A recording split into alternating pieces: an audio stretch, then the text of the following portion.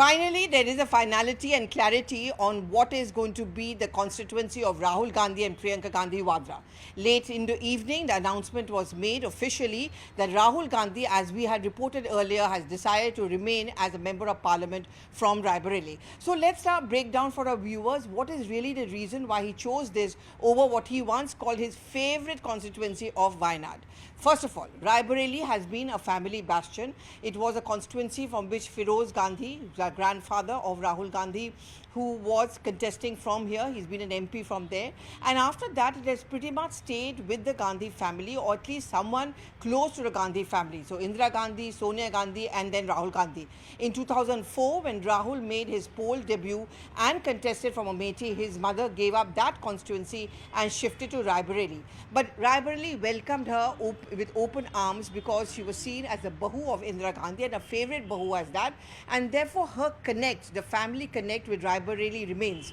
In fact, when I travelled extensively to Amethi and Raebareli, in sharp contrast to Amethi, I would notice before the elections that in Raebareli, the grip of the Gandhi family remains very strong.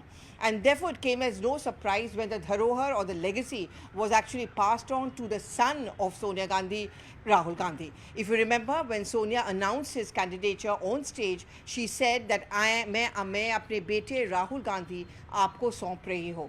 So one of the main reasons why Rahul kept Raebareli is because of the Nehru-Gandhi family connect and keeping the family bastion to the head of the family, which of course is going to be Rahul Gandhi being looked upon there. That's the main reason.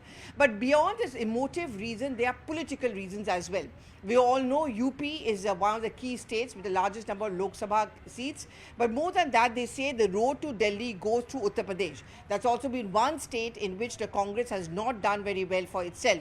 And in this, they have seized an opportunity in which they can project themselves. And how do they do that? SP's good performance and the Congress is winning back Amethi has given them hope that whenever those state elections take place, and in case the SP as well as the Congress has an alliance over there, then they are going to milk this win both in Raebareli and Amethi. And that is only possible if Rahul Gandhi continues to remain a member of parliament from Raebareli. In fact, sources are telling us that Akhilesh Yadav advised to Rahul Gandhi and the Congress that don't give up on this critical seat of UP.